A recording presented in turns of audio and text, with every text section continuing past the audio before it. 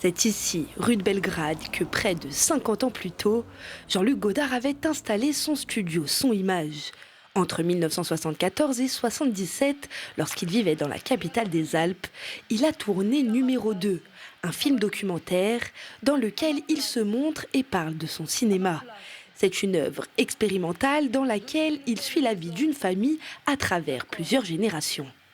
Pour lui, il voyait cette période de Grenoble comme une renaissance. Hein. C'est-à-dire que si le film s'appelle Numéro 2, c'est pas tellement en lien avec son histoire, mais plutôt avec la sienne en tant que cinéaste. C'est-à-dire, il considérait qu'À bout de souffle, son grand succès des années 60, était le film numéro 1.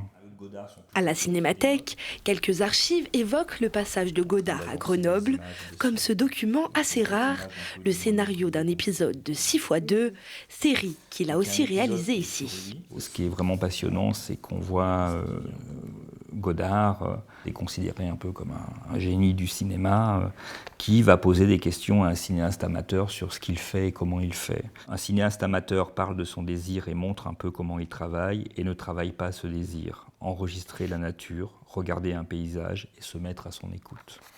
Et cette période bien particulière fut surtout celle où le cinéaste s'est essayé à la vidéo, aux côtés de Jean-Pierre Boviala, ingénieur à la tête d'Aton.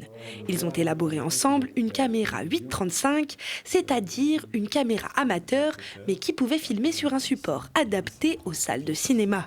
Le scénariste, réalisateur, dialoguiste, mais aussi monteur de ces films, a laissé d'autres traces, comme ce son d'or, un magnétophone professionnel qui a continué à être utilisé après son départ. Cette machine était asservie à la table de montage et donc il avait 3 pistes supplémentaires.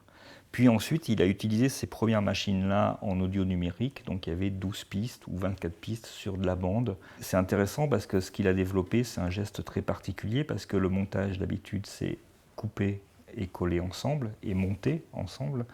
Et lui, en fait, il ne faisait pas ça, il ne coupait pas, il copiait sur des pistes suivantes. Copier, mixer et dans l'idée de multiplier les pistes.